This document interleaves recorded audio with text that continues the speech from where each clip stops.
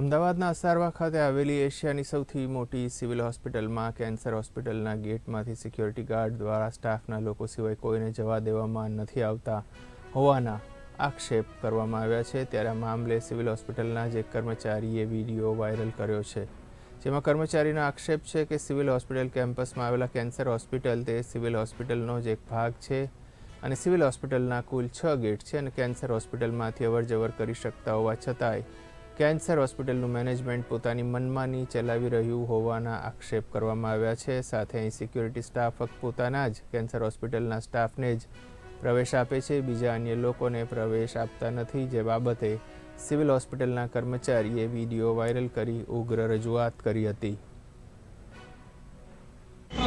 આજે આ સિવિલ હોસ્પિટલના એમ્પ્લોય હોવા છતાં આજે આ કેન્સર હોસ્પિટલમાં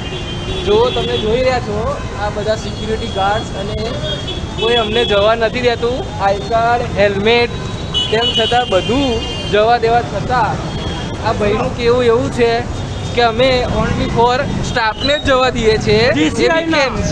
કેન્સરના સ્ટાફને જ જવા દઈએ, બીજા કોઈ સ્ટાફ અમારા આ ગેટ પર વેલિડ નથી। એ શા કારણે વેલિડ નથી અને એનું શું કારણ હોઈ શકે એના અમે લેખિતમાં પણ જવાબ આપ્યા, તેમ છતાં આ લોકોએ કોઈને બરાબર જાણ કરી નથી અને તુગલક વિચારો તેમ છતાં આ એમ્પ્લોયને હેરાન કરવાના, પરેશાન કરવાના એક મોટામાં મોટા નિર્ણયને આપણે ખૂબ જ વખોડીએ છીએ બરાબર, તેમજ એમ્પ્લોયને પણ ખૂબ જ તકલીફ પડે છે।